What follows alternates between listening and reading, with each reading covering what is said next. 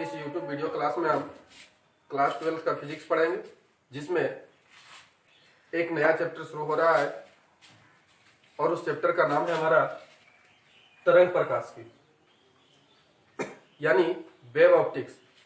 हम बताए थे कि ऑप्टिक्स हमने शुरू किए थे। ऑप्टिक्स के दो भाग होते हैं, यानी प्रकाशिकी के दो भाग होते हैं, एक रे ऑप्टिक्स, एक वेव ऑप्टिक्स। रे ऑप्टिक्स का मतलब हुआ किरण प्रकाशिकी और वेव ऑप्टिक्स का मतलब हुआ तरंग प्रकाशिकी।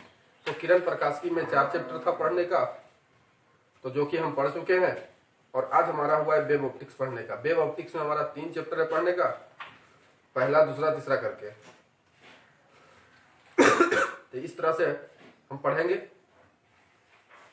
देखिए, इसमें इस चैप्टर का नाम है तरंग प्रकाशिकी, वही यूनिट 1 हुआ। और फिर उसमें भी यूनिट 1 में यानी वेव ऑप्टिक्स का पहला चैप्टर का नाम है प्रकाश का तरंग सिद्धांत। प्रकाश का तरंग सिद्धांत, वेव थ्योरी ऑफ लाइट।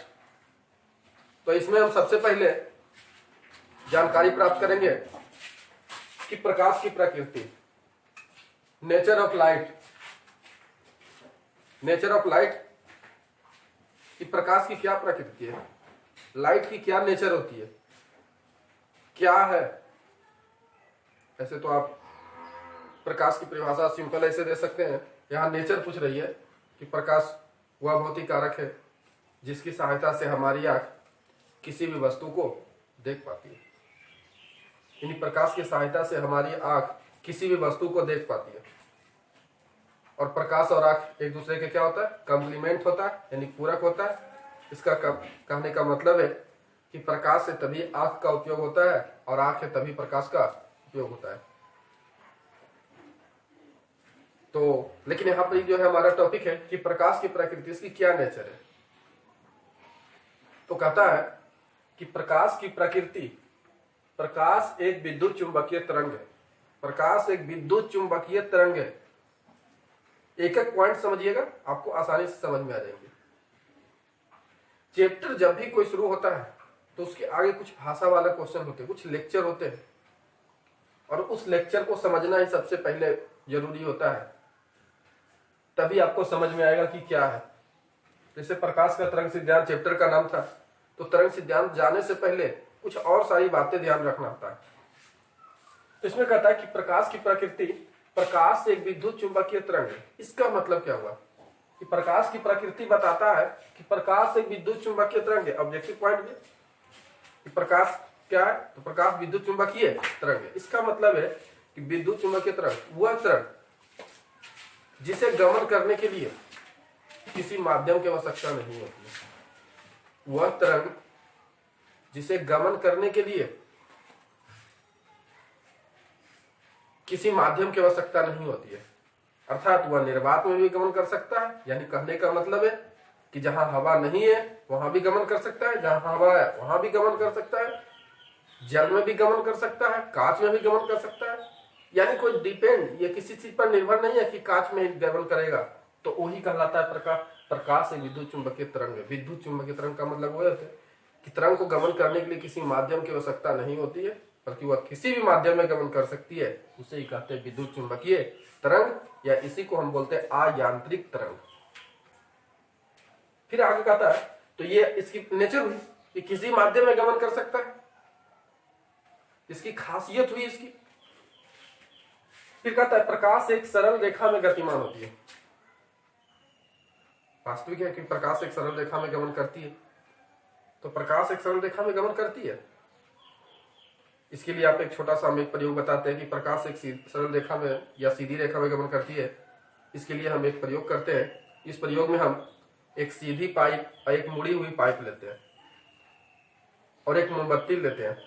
अब क्या करते हैं कि सीधी पाइप के सामने मोमबत्ती के लौ को, यानी मोमबत्ती को जलाकर उसके लौ को, जिसका जलने वाला आगे वाला भाग होता है, उसको सीधी पाइप के एक तरफ रखते हैं और दूसरी तरफ से हम देखते हैं, तो देखते हैं उसका लौ स्पष्ट दिखाई देता है।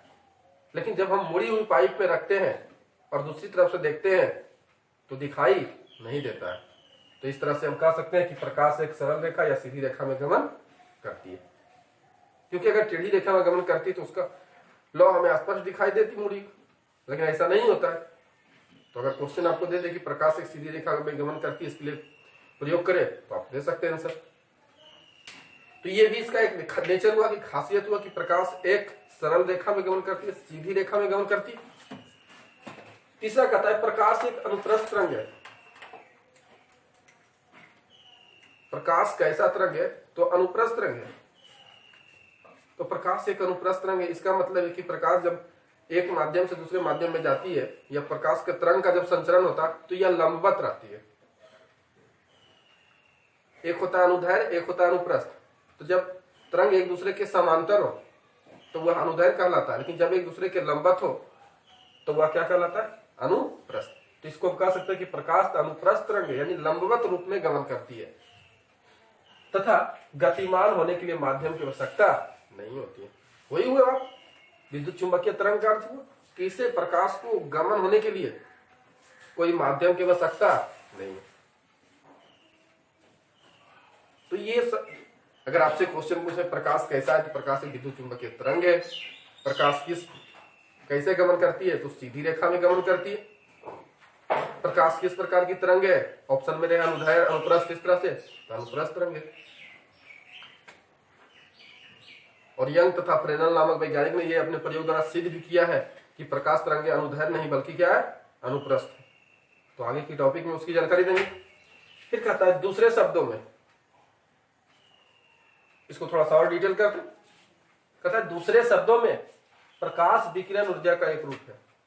मतलब दूसरे शब्दों में हम कह सकते हैं कि प्रकाश जो है ऊर्जा का एक रूप है। वास्तविक में प्रकाश ऊर्जा का एक रूप है जो विद्युत चुंबकीय तरंग के रूप में निर्वात अथवा द्रव्यात्मक माध्यम, यानी दूसरे माध्यम में, कोई भी माध्यम द्रव्यात्मक माध्यम में संचरण करता है। प्रकाश ऊर्जा का रूप है और जो किसी भी माध्यम या निर्वात में, शून्य में या किसी द्रव्यात्मक माध्यम में संचरण करती है, यानी गमन करती है। हम जानते हैं कि ऊर्जा का संचरण एक स्थान से दूसरे स्थान तक दो विधि से हो सकती है। यानी हम ऊर्जा को एक स्थान से दूसरे स्थान तक दो विधि से ले जा सकते हैं। हम ऊर्जा को एक स्थान से दूसरे स्थान तक दो विधि से ले जा सकते हैं। वही कहता है कि हम जानते हैं कि ऊर्जा का, ऐसे भी देखिए हम लोग कोई भी वर्क करते हैं तो किसी भी काम को हम दो तरीका से कर सकते हैं।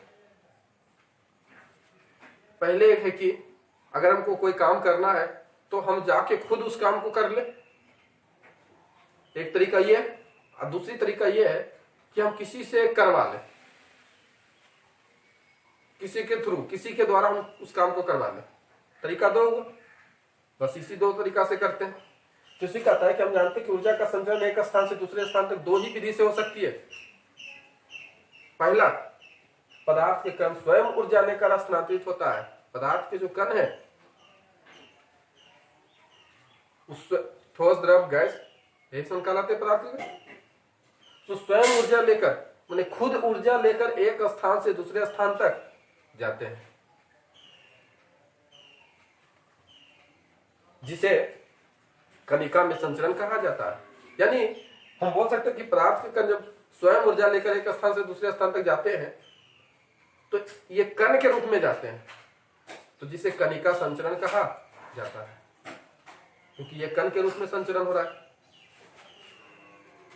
फिर कहता है दूसरा कि ऊर्जा का संचरण तरंग रूप में होता है, जिसे तरंग संचरण कहा जाता है, यानी तरंग के रूप में जाता है। इस प्रकार दो सिद्धांत प्रतिपादित किए गए, यानी जो एक कण के रूप में जाता है तो उसे न्यूटन का कणिका सिद्धांत कहा जाता है।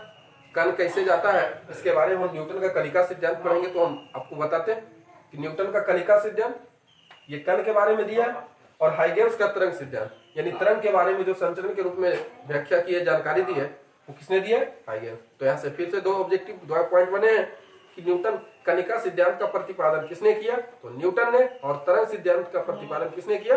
हाइगेन्स ने। तो क्लियर हो गया होगा। नेक्स्ट हमारा टॉपिक है न्यूटन का कणिका सिद्धांत, न्यूटन क्रॉसपल्कुलर थ्योरी। तो देखते हैं हम इसमें क्या है ये जो चैप्टर है प्रकाश का तरंग किरण, बस छोटा सा टॉपिक है, एकदम बहुत ज्यादा छोटा टॉपिक है, 5 से 6 क्लास में आपका क्लियर हो जाएगा। तो देखिएगा इसमें कि न्यूटन के कणिका सिद्धांत क्या बताता है। तो ऐसे ही पता लगा, न्यूटन के कणिका सिद्धांत कण के बारे में बताएंगे कि कहता है प्रकाश के कणिका सिद्धांत का प्रतिपादन न्यूटन ने 1675 में किया था। 2 पॉइंट हुआ कि कणिका सिद्धांत का प्रतिपादन किसने किया, तो न्यूटन ने। कब किया, 1675 ईस्वी में। यानी कणिका सिद्धांत का प्रतिपादन कब किया गया, 1675 ईस्वी में। 2 ऑब्जेक्टिव यहां बना, पढ़ लीजिएगा। थ्योरी पढ़ने के बाद ऑब्जेक्टिव आपको कहीं छूटने वाला नहीं है। फिर कहता इस सिद्धांत के अनुसार प्रकाश के प्रत्येक स्रोत से प्रकाश, यानी प्रकाश का प्रत्येक स्रोत, जितने भी स्रोत है, अत्यंत सूक्ष्म कणिकाओं के रूप में उत्सर्जित होता है। जैसे मान लीजिए कि कोई लाइट है, उसमें छोटे छोटे छिद्र है,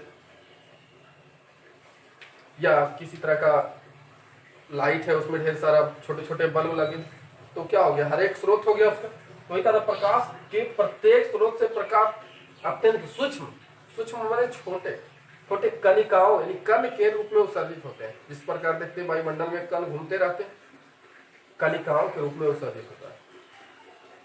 और यही कण मानव नेत्र में जब प्रविष्ट करता है, वही जब कण हमारी आंखों में जब प्रवेश करता है, तो दृष्टि संवेदना उत्पन्न होती है, यानी देखने लायक बनाता है किसी चीज को। दृष्टि की संवेदना उत्पन्न होती है, यानी देखने लायक किसी वस्तु को बनाता है। यानी जो प्रकाश कण के रूप में उत्सर्जित होता है, और वह जो कण हमारे आंख में प्रवेश करता है, तब हमारी दृष्टि संवेदना उत्पन्न होती है, देखने लायक बनाता है, हम देख पाते हैं। न्यूटन के कणिका सिद्धांत को आधार मानने पर, यानी न्यूटन के कणिका सिद्धांत को आधार हम मानते हैं, बेस मानते हैं इसको, तो प्रकाश के प्रवर्तन अथवा वर्तन की व्याख्या की जाती है। यानी इससे प्रकाश के प्रवर्तन और वर्तन की व्याख्या की जाती है, हो जाती है सिद्ध। परंतु अन्य घटनाएं जैसे प्रवर्तन और वर्तन के अलावा विवर्तन है, ये भी एक चैप्टर का हमारा नाम है, विवर्तन और ध्रुवन। ये साथ इसका तीसरा चैप्टर का नाम है विवर्तन और ध्रुवन, और इसका दूसरा वेव ऑप्टिक्स का दूसरा चैप्टर का नाम है व्यतिकरण, प्रकाश का व्यतिकरण। जैसे प्रकाश का तरंग सिद्धांत, ये पहला चैप्टर हुआ, इसका दूसरा चैप्टर का नाम है प्रकाश का व्यतिकरण, तीसरा चैप्टर का नाम है विवर्तन और ध्रुवन। तो ये कहता है जैसे विवर्तन, व्यतिकरण, ध्रुवन इत्यादि की व्याख्या नहीं हो पाती, तो हम उस चैप्टर में जब पढ़ेंगे तो विवर्तन व्यतिकरण के बारे में जानकारी प्राप्त करेंगे कि व्याख्या नहीं हो पाती है। मतलब प्रवर्तन और वर्तन की व्याख्या होती है, लेकिन हमने घटना की व्याख्या नहीं हो पाती। इन्हीं कारण से कणिका सिद्धांत को मान्यता नहीं मिली, मतलब यहीं तक रह गया। तो इसके बाद हाइगेन्स ने तरंग सिद्धांत की प्रतिपादन किया, जिससे अन्य सभी घटना सब की व्याख्या हो जाती है। यहाँ तक आपको क्लियर हो चुका है।